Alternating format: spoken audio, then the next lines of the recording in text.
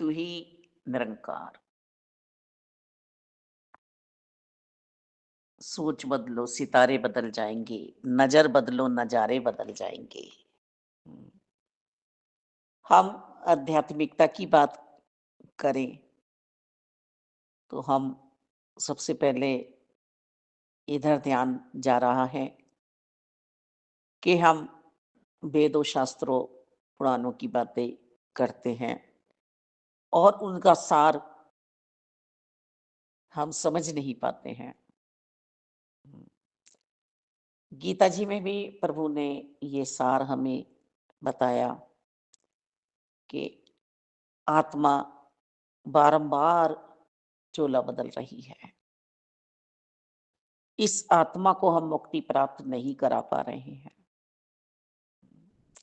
और आत्मा ही परमात्मा है और इस आत्मा को ही इस तू में बैठाना है जीते जी। और निरंकार रूप में जो मुझे जानता है अर्जुन, मुझे मान रहा है, मैं उसे फिर छोड़ता नहीं हूं क्योंकि उसने अपने स्वरूप को समझ लिया है कि मेरा ये निज स्वरूप है, मैं शरीर नहीं हूं। ज्ञानी, योगी, तपस्वी, ये भूत प्रेतों को मानने वाले, ये मुझ तक नहीं पहुंच पाते हैं। पूर्ण तत्ववेता से समय पर आए हुए जो मुझे जान लेता है, मैं उसको अपना लेता हूं। आओ, मैं तो बाहें पसारे खड़ा हुआ हूं, कौन अब मेरी तरफ को आता है। भौतिकता के रूप में यदि हम देखें कि एक माँ के जितनी भी संतानें हो, 3 हो, 4 हो, 8 हो, 6 हो, 1 हो, 2 हो, वो भी तो इसी तरह से आलिंगन के लिए तरस रही है ना, कि इन्हें जन्म तो दिया है, पर ये मेरी ओर ध्यान नहीं कर रहे हैं, मेरी ओर इनका रुख नहीं है। और जिस बच्चे का रुख है तो मुबारक है फिर, जो समझ रहा है, वो चाहे जहां भी जा रहा है, पढ़ने जा रहा है, खेलने जा रहा है, कहीं देश विदेश में रह रहा है, पर वो अमल अपनी माँ की बातों पर ही कर रहा है। इसी तरह से आध्यात्मिकता का सफर है कि जब हम पूर्ण आध्यात्मिकता के इतिहास को सार रूप में समझ लेते हैं और वो सार हमें सदगुरु जी स्वयं निरंकार आकर समझाते हैं, तो फिर थोते के चक्कर में हम क्यों पड़े। हमें तो सार ही तो चाहिए।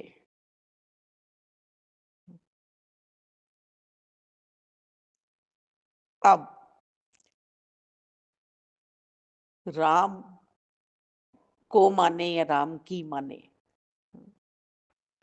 एक राम दशरथ का बेटा, वास्तव में मर्यादित जीवन हमें आकर परमात्मा निरंकार ने दिखाया, सिखलाया।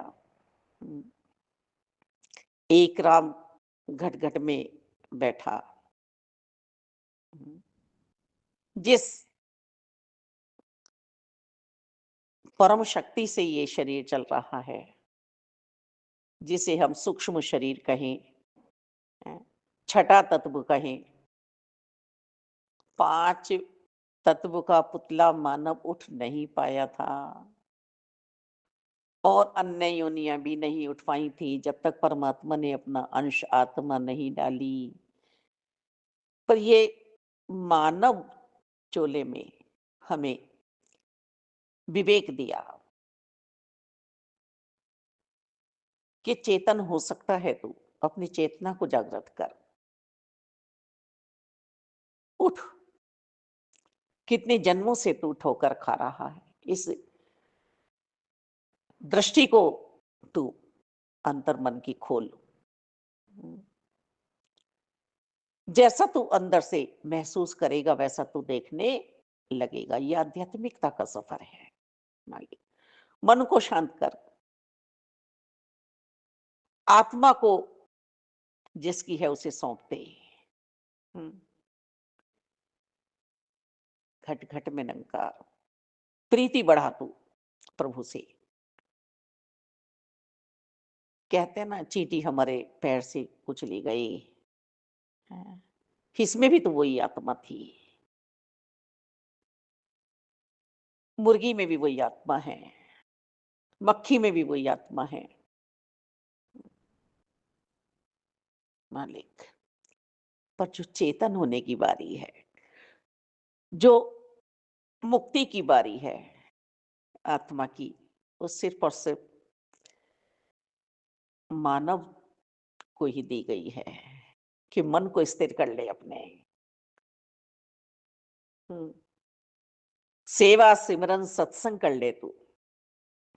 अजामिल भूल गया, ब्राह्मण परिवार से था, दिनचर्या बहुत ही प्यारी थी, पर एक नगर वधू को देखा, वैश्या को देखा बुरे आचरण करते हुए, फिसल गया। तो न जाने हम कब फिसल जाएं। चेतन रहे, अपनी दृष्टि से तो सिर्फ और सिर्फ प्रभु को देख, और फिर जो तू मानवता के लिए कर्म करेगा, फिर तू शांत नहीं बैठेगा, फिर जो तुझसे कर्म होगा वही तेरा धर्म बन जाएगा। हम्म करता चल, करता चल। इस घट में विराजमान राम को तू नमस्कार कर। जैसे हमारे संत निरंकारी मिशन में चरणों में धन्यकार होती है, तो किसी विशेष शरीर को नहीं है, वो आत्मा को धन्यकार हो रही है।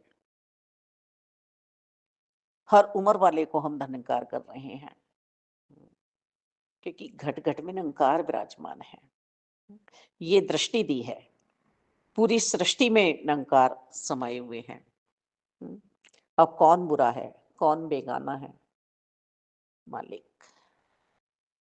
मानवता का मिशन और भाईचारे का मिशन, सर्व साझा मिशन। एक को जानो, एक को मानो, एक हो जाओ परमात्मा के साथ, एक मिल अवस्था में आ जाओ। एक राम दशरथ का बेटा, एक राम घट घट में लेटा, एक राम का सकल पसारा। जितना भी मुझे सब कुछ दिख रहा है, उसमें सब में राम समाये हुए हैं, सब में राम समाये हुए हैं। भक्त प्रहलाद जी को खंबे में, गरम खंबे में चींटी के दर्शन हुए चलते हुए।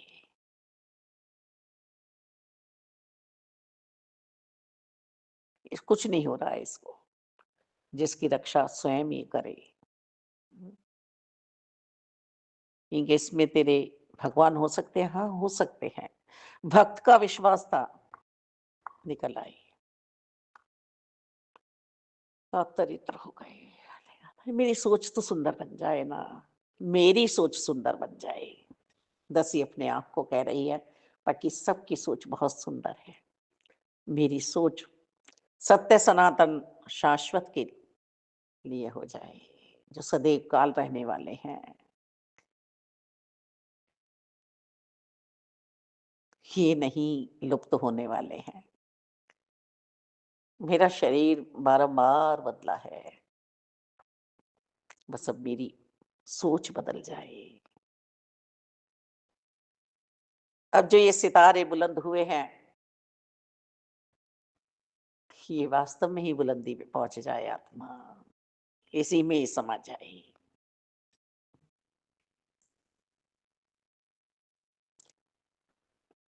एक राम इस जग से न्यारा। सतगुरु जी क्या सोच बनाते हैं, सतगुरु गुरु जी किसके दर्शन कराते हैं, जो ये जग से न्यारा राम है। अभी बच्ची एक गांव के मोहल से गुजर रही थी, आ रही थी, तो वहां भी ऐसी सोच बन रही थी माइंड में, लगातार इतने प्यारे दर्शन निरंकार के, इतना अंदर से एहसास निरंकार का। हम्म, दातार बिल्कुल नजदीक यदि कोई है तो निरंकारी है। इसमें डूबकर हम इनके एहसास में कहीं भी किसी भी जगह इनके दर्शन कर सकते हैं, सतगुरु जी की कृपा से। सतगुरु जी ने ये दृष्टि बनाई, ये सोच बनाई, ये चेतनता बख्शी। शुक्रिया है मेरे मालिक का कि निरंकार साकार रूप में हमारे जीवन में आई।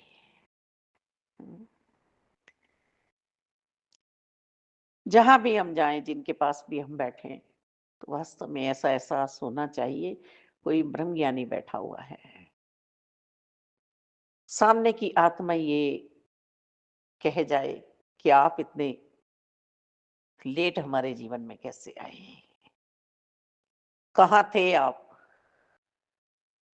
इतनी चेतनता हम अपने आप में रखें और सामने वाले को चेतन जागृत अवस्था में कर सके। माने वास्तव में मेरी सोच में यदि ये समा गया है कि कोई बुरा है और वो मेरे साथ चाहे जितना भी अच्छा कर रहा है, पर मेरे लिए तो वो बुराई है। वैर ईर्ष्या द्वेष नफरत मेरे अंतर्करण में समाई हुई है। कोई अपनी पर्सनैलिटी को, अपने चरित्र को घड़ना चाह रहा है, पर मैंने उसके चरित्र को, उसकी पर्सनैलिटी को बारंबार डाउन करने का सोच ही लिया है, और कर भी ऐसा रही हूं, कर भी ऐसा रहा हूं। तो ये मेरे अंदर की सोच है कि मेरी मन की आंखें बुरा ही देख रही हैं, और बुरा सबसे ज्यादा मैं ही हूं, मैं ही हूं, मैं ही हूं। हम्म, कबीरदास जी भी कह रहे हैं, बुरा जो देखन मैं चला, बुरा ना मिला कोई, जो मन खोजो आपनो, मुझसा बुरा ना हुए। हे प्रभु, मेरे जैसा बुरा कोई हो ही नहीं सकता। हम्म, पर मैंने तो उसे बुरा मान लिया, मैंने तो उसे बुरा मान लिया, पूरा जीवन पी गया। हम्म, किसी भी तरह से बस उसका बुरा करना है, उसका बुरा करना है। नफरतों की दीवारें बना ली, प्यार के पुल नहीं बना पाई, क्योंकि ऐसी दृष्टि नहीं थी, ऐसी सोच ही नहीं थी मेरे अंदर की। मन की दृष्टि मेरी सुंदर नहीं थी, मन की आंखें मेरी अच्छा उसमें देख ही नहीं रही थी। उसने चाहे जितना भी अच्छा कर लिया मेरे साथ, ये सामाजिक तौर पर, ये पारिवारिक तौर पर कुछ बातें यहाँ इस टॉपिक से मेल खाती हैं। कलह कलेश तो मेरे अंदर था, मैं दूसरे के प्यार को भी नहीं समझ पाया, समझ पाई। तंगदिली तो मेरे ही अंतर्करण में थी। किसी ने तो बड़ा होते हुए भी, किसी ने उम्र का लिहाज ना करते हुए भी मेरे अंतर्करण में परमात्मा के दर्शन करते हुए मेरे चरण भी बारंबार छुए, पर मुझे उसमें कुछ नजर नहीं आया। किसी ने बड़ा होते हुए भी